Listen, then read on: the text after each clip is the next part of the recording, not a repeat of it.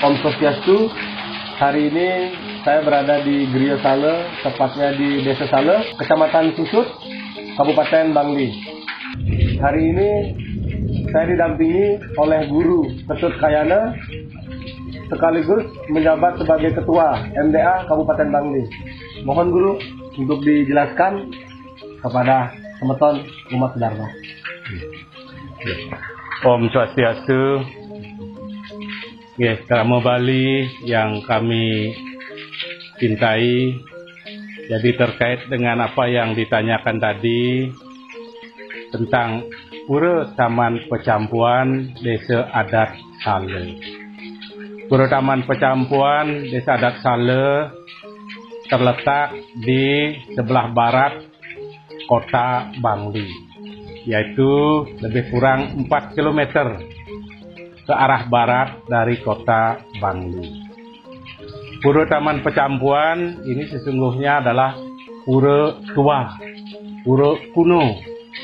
Banyak sekali hal-hal yang mencirikan bahwa pura tersebut adalah pura kuno. Pura Taman Pecampuan dengan pengelukatannya sesungguhnya sudah ada sejak zaman dahulu kala.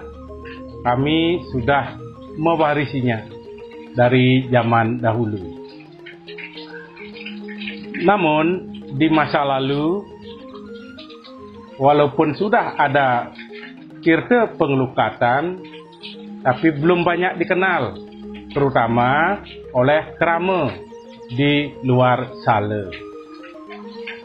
Kemudian di tahun 2017 kami bersama kerama Desa Adat Sale mengambil inisiatif untuk lebih memberdayakan, untuk memperbaiki lagi tempat pengelukatan tersebut.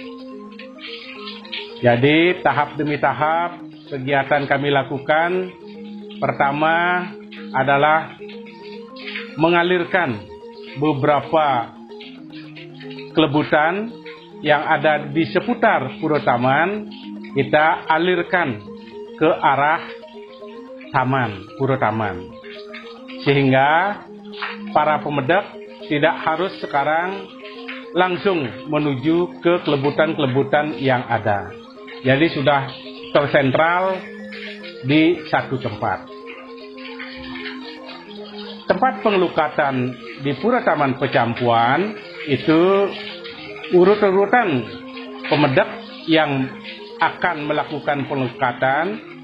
Yang pertama adalah melakukan matur piuning di ajeng pelinggih. Ide tanem melinggih, ide Sangyang Dewi Saraswati yang dipuja di sana. Kemudian setelah matur piuning, menjalaran antuk ngaturan pejati, atau kalau tidak membawa pejati, canang saja cukup di depan tempat pengelukatan tersebut. Maksudnya adalah kita mohon kepada Ida Betara Sanda Melinggih Irike agar perjalanan kita melukat tidak menemui halangan dan kita menemukan apa yang seharusnya kita mohon. Selesai melakukan matur piuning di depan di ajang pelinggih, kemudian dilanjutkan dengan kita turun ke sebelah baratnya menuju Pecampuan. Namun sebelum kita melakukan ritual di Campuan, terlebih dahulu kita melakukan persembahyangan nyakupan kare kalih di Tugu Kiwetengen, Anjangan ide Kiwetengen di sana. Kita di sana melakukan pemuspan. Selanjutnya, setelah kita melakukan pemuspan di kiri kanan Pelinggih yang ada di sana, kita langsung menuju ke Pecampuan. Di Campuan, di sana juga ada linggih ide yang berune di sana. Kemudian kita juga ngaturan canang. Setelah ngaturan canang di sana, baru kita mengambil tempat sedemikian rupa di Campuan.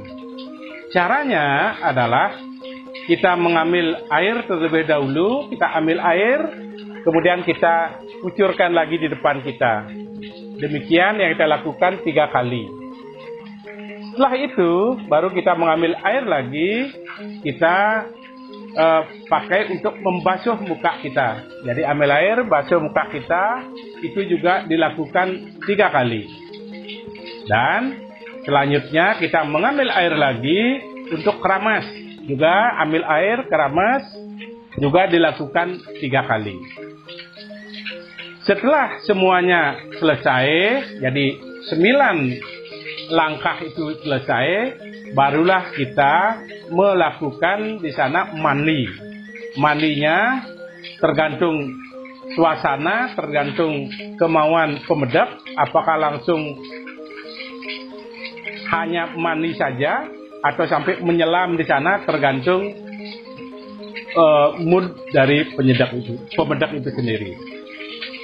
Kemudian setelah di Pecampuan, dan Pecampuan ini untuk diketahui saja bahwa Pecampuan itu memang diyakini oleh umat Hindu, terutama di Bali yang kami ketahui, itu diyakini sebagai tempat yang vibrasinya sangat suci sekali. Itulah makanya banyak sekali orang-orang Krama Bali mencari Pecampuan. Apakah tujuannya untuk mebayuh, moton, dan lain-lainnya. Karena memang Pecampuan itu, air yang ada di Pecampuan itu memang vibrasi kesuciannya luar biasa sucinya. Mengapa? Karena dalam sastra Hindu disebutkan bahwa Pecampuan adalah tempat para dewata, para roh-roh suci. Jadi kalau para dewata, roh suci di sana setiap saat, itu tentu akan memberi vibrasi kesucian bagi air yang ada di sana. Itu lebih kurang pemahaman tentang Pecampuan. Kebetulan Pecampuan yang ada di sana itu adalah Pecampuan yang termasuk Dwi Weni. Jadi 2 aliran sungai menyatu menjadi satu.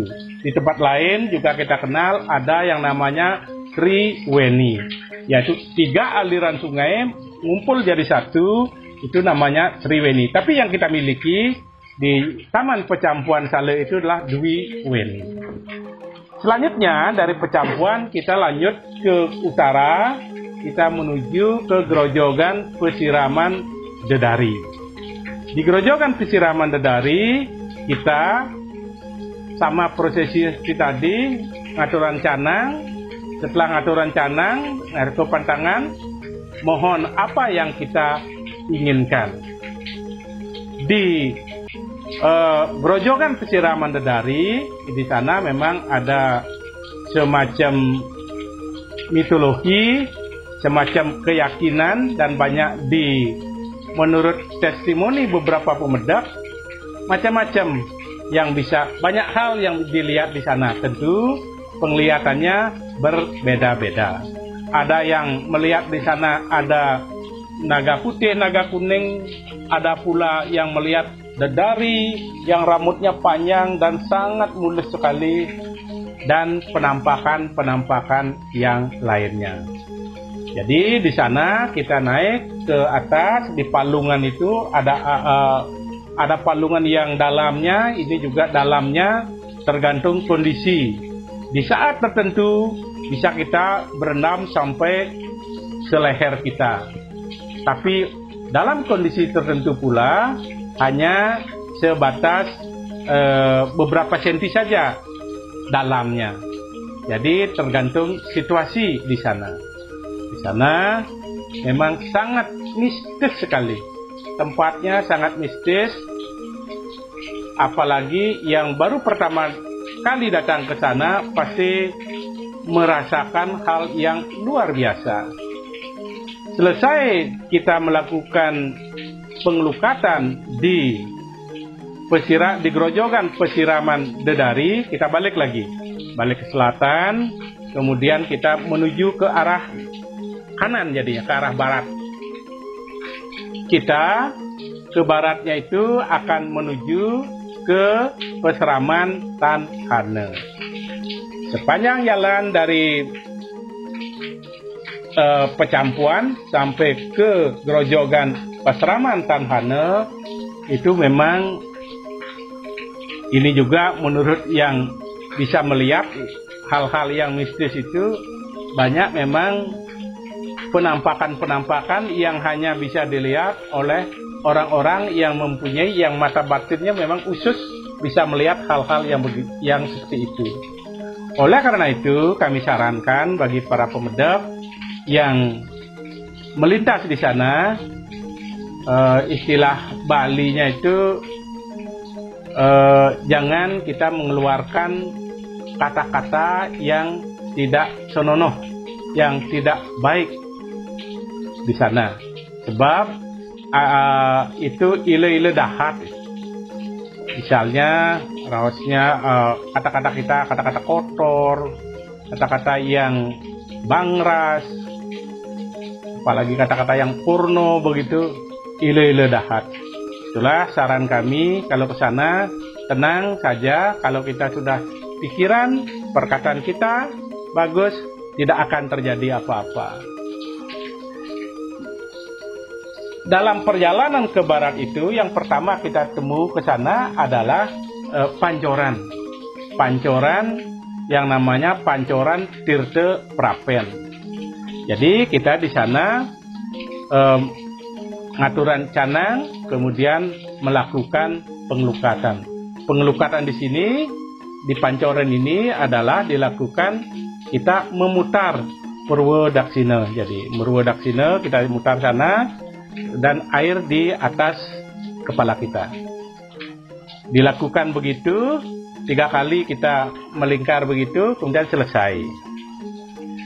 Di sebelah utara Pancoran Tirte Prapen, kita sebelah utaranya lebih kurang 50 meter, kita akan ketemu yang namanya Batu Lingga. Prosesnya di sana kita juga ngaturan canang di sana, kemudian melakukan pemuspan. Di Batu Lingga ini yang istimewa adalah di bagian bawahnya ada cekungan.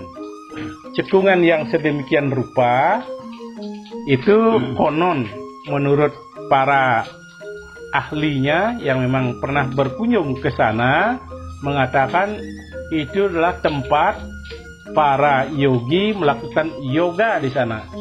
Yoga yang namanya yoga rare jroning garbo. Jadi seperti anak bayi dalam kandungan. Karena kecil, jadi kita posisi orang yoga di sana adalah seperti ini posisinya. Jadi sangat sulit sekali. Itu bagi pemedap yang bagi orang-orang yang memang punya kemampuan untuk itu. Dan satu lagi yang perlu kami sampaikan di sini, di sana juga banyak para pemedap mempercayai untuk mohon bagi pasangan-pasangan suami istri yang belum dikaruniai putra putri gitu misalnya, di sana biasanya nunas. Banyak sekali pemedap, apakah lokal, wisman, apakah orang dari mancanegara, itu banyak yang melakukan ritual di sana, ritual untuk memohon agar segera mempunyai momongan di Batu Lingga tersebut. Kemudian dari Batu Lingga ini kita beranjak menuju ke sebelah utaranya.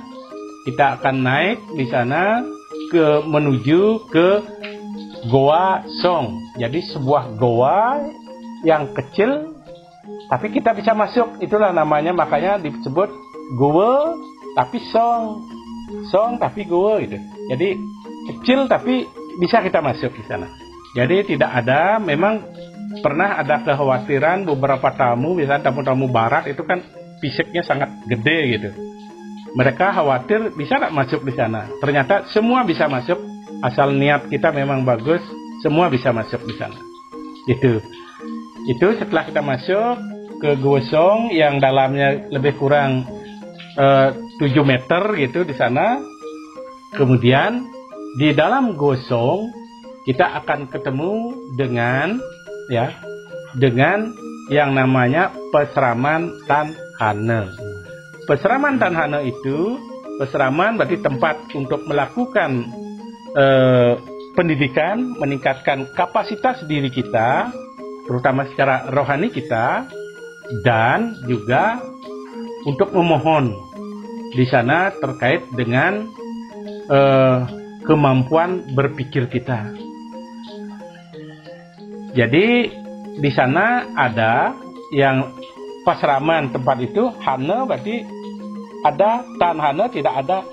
Pasraman yang ada tapi hanya bisa dilihat oleh orang-orang tertentu saja. Itulah namanya pasraman Tan Hane.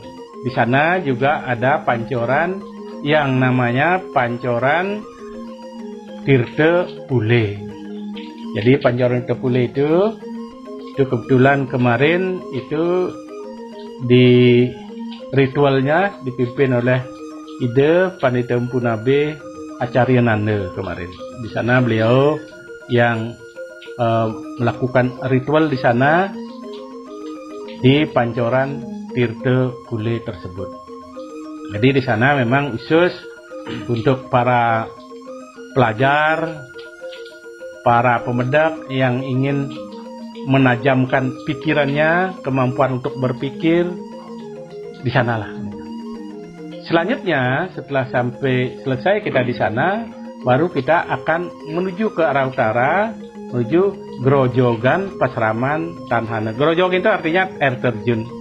Jadi kita Grojogan itu sama juga seperti tadi, kita ngatur rencana. Setelah ngatur rencana, kita lalu melakukan melukat di Grojogan tersebut. Sama seperti tadi, jadi kita dari arah barat, dari arah kiri, kemudian ke kanan. Di sana memang banyak sekali hal-hal mistis yang dirasakan, dilihat oleh para pemedak.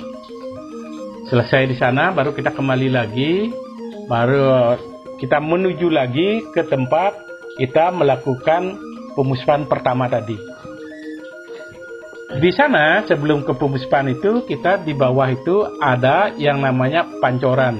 Di bawah di sebelah barat kolam itu pancoran ada 2. Ada pancoran Tirte Bolakan, ada pancoran Tirte Taman. Di sini biasanya pemedak adalah untuk memohon sakit, kesembuhan terhadap penyakit-penyakit fisik biasanya di sana. Dan banyak itu yang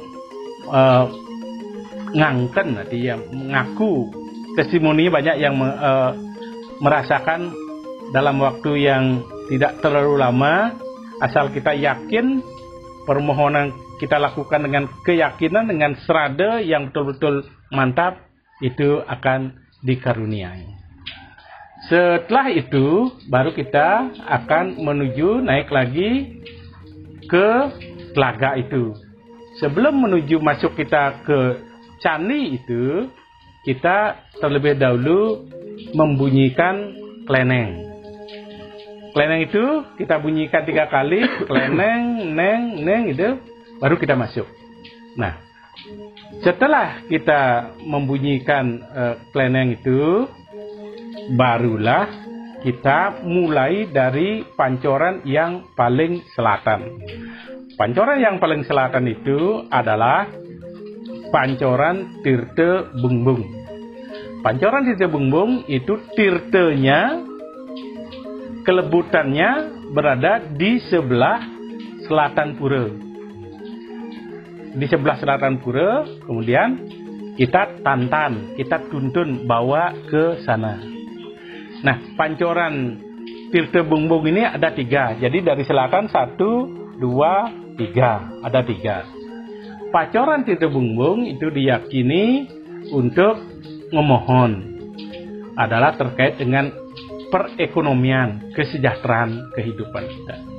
Makanya tidak heran kalau di sana sering sekali kumpulan kelompok para pedagang yang biasanya nunas tirta di sana. Seperti yang kami lihat waktu ini adalah para pedagang yang ada di pasar Karangasem itu, beberapa bus itu ke sana, juga yang juga di Denpasar dari Lukluk juga sana. Nah, kemudian berikutnya adalah pancoran yang di sebelah utaranya. Itu adalah pancoran Tirta Pandan. Pancoran Tirta Pandan itu kelebutannya atau sumbernya adalah sebelah timur pura. Pancoran Tirta Pandan ini itu dipercaya untuk menghilangkan, menetralisir mimpi buruk, impian ale. Jadi kalau karena juga dilakukan dengan serada keyakinan itu. Kalau kita lakukan dengan keyakinan pasti akan dikabulkan. Tapi kalau kita ragu-ragu, memboyo istilahnya, ya tidak akan terjadi itu. Jadi segala mimpi buruk yang kita alami biasanya kan ada beberapa orang itu seringkali setiap hari mimpi buruk terus itu.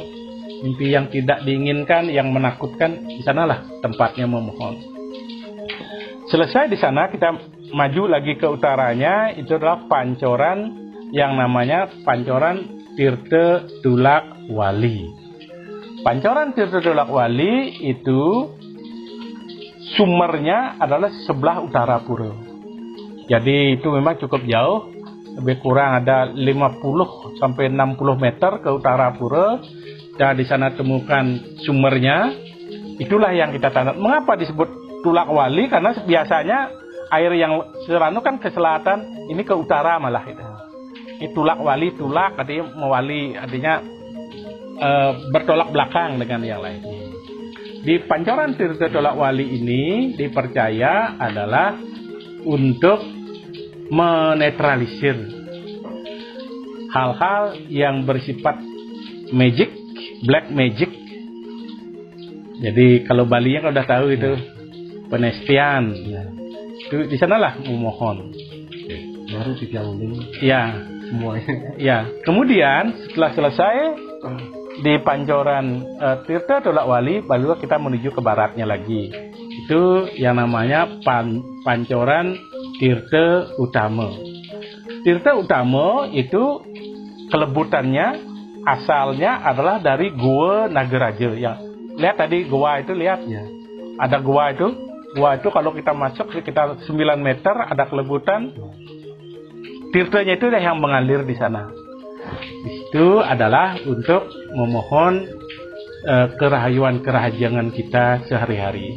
Biasanya bagi ibu-ibu biasanya yang rungu, yang perhatian, misalnya di sana nunas tirta untuk melakukan ritual acara sehari-hari untuk dilinggihkan di merajannya. Jadi untuk dipakai setiap harinya.